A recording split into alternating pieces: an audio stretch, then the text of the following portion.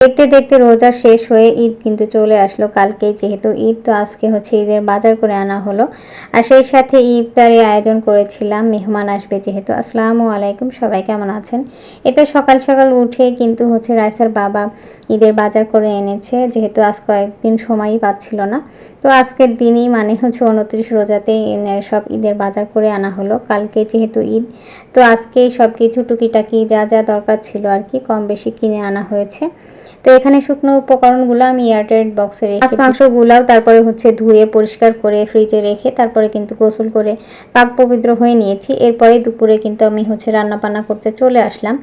আসলে দুপুরের দিকে বেশিরভাগ রান্নাবান্না করতে আসা হয়, যেহেতু বাচ্চা কাচ্চা আছে, সময় মতো পারবো না, তাই আগেই চলে আসা হয়। তো এখানে আমি হচ্ছে 4 পিস মাছ নিয়েছি, তারপর লবণ মাখিয়ে 5 মিনিটের জন্য রেস্টে রাখছি। তো আজকে যেহেতু ইলিশ পোলাও রান্না করব, তো যাই হোক এখন আমি হচ্ছে চিনি গুঁড়া চাল নিয়ে নিচ্ছি। এখানে অবশ্যই চিনি গুঁড়া চালটাই নিতে হবে, বাসমতি চাল নেওয়া যাবে না।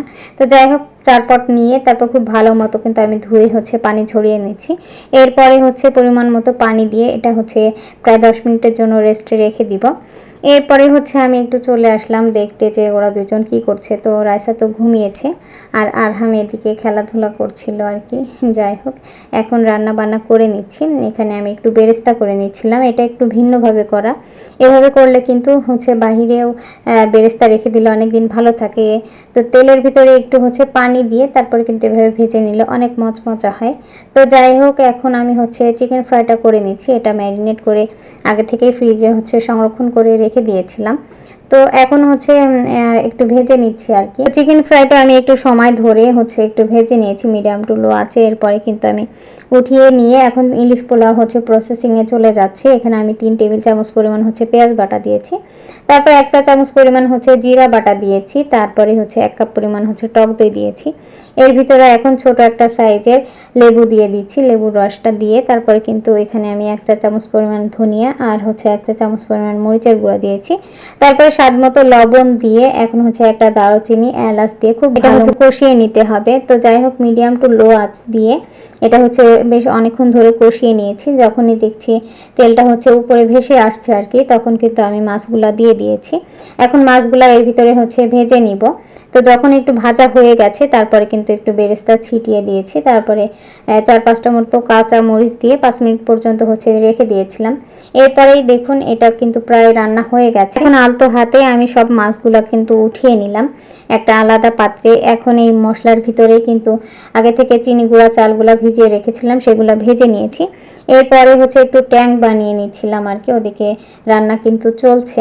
তো এই ট্যাঙ্কটা আমি বাসায় বানিয়েছিলাম, এটা রেসিপি কিন্তু আমার পেজ আর হচ্ছে চ্যানেলে পেয়ে যাবে। যখন খুব ভালো মতো হচ্ছে ভাজা হয়ে গেছে তখন কিন্তু আমি ডবল পরিমাণ হচ্ছে পানি দিয়ে দিয়েছি, মানে 4 পট চালে হচ্ছে 8 পট পানি দিয়ে দিয়েছি। এরপরে হচ্ছে ঢেকে রেখেছিলাম প্রায় 10 মিনিটের মতো। এরপরে হচ্ছে কিন্তু আবার একটু নেড়ে চেড়ে ঢাকনা দিয়ে দিয়েছিলাম।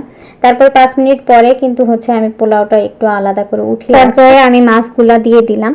এখন দিয়ে তারপরে কিন্তু উপরে হচ্ছে পোলাওটা দিয়ে দিলাম, দিয়ে এখন একটু বেরেস্তা আর হচ্ছে 2-1 চামচ পরিমাণ ঘি দিয়ে দিলাম। ঘিটা দিলে একটু আলাদা ভালো ফ্লেভার আসবে আর কি। যাই হোক এখন আমি হচ্ছে 10 মিনিটের জন্য এটা হচ্ছে দমে রেখে দিয়েছিলাম। তারপরে কিন্তু মাছগুলো আলাদা করে আস্তে আস্তে উঠিয়ে নিয়েছি। এটা ছিল আজকের হচ্ছে আয়োজন, মানে শেষ রোজার আয়োজন আর কি।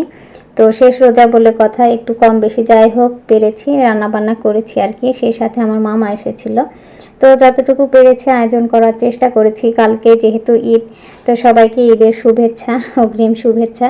তো সবাই ভালো থাকবেন, সুস্থ থাকবেন। আসসালামু আলাইকুম।